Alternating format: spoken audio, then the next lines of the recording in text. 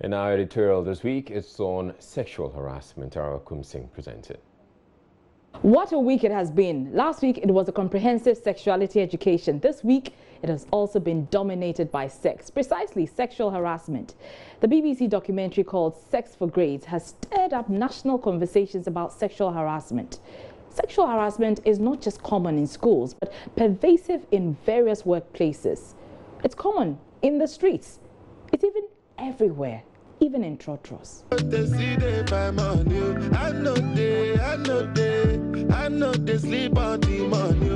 you think what you just saw only happens in music videos, then think again. I was from Accra going to Takrady. I felt something on my thigh. I felt something ticklish on my thigh. So I just leaned my head on the seat like that. And then I felt it the second time. He was actually smooching me. And I had to scream for it. Like, I had to scream. You screamed? I screamed. I'm like, hey, Papa!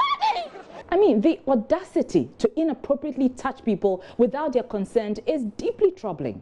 In downtown Accra, it is common for male traders to grab you inappropriately, and when you protest, they call you names.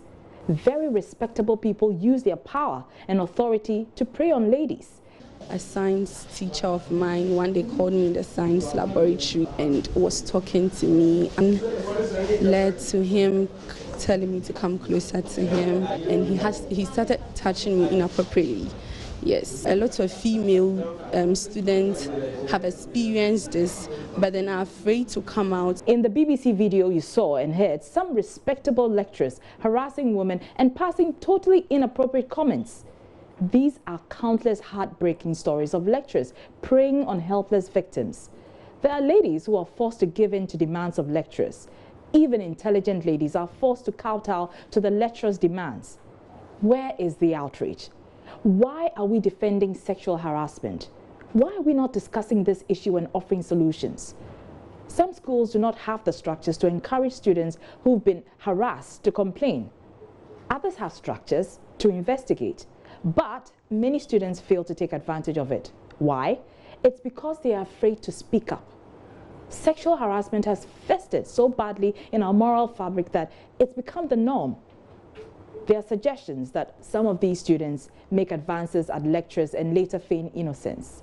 But these arguments do not hold, because you know why? Lecturers have the authority and power to stop these advances. Sexual harassment is about power. They have a responsibility to impart knowledge and not give in and later make excuses. Ghana's criminal code has provisions on indecent assault, which includes sexual bodily contact with another person without the consent of the other person, or sexual violation of the body of that person in any manner not amounting to carnal knowledge or unnatural carnal knowledge. Well, the indecent assault is a liable offense, and on conviction, the perpetrator may have to face an imprisonment term of at least 6 months.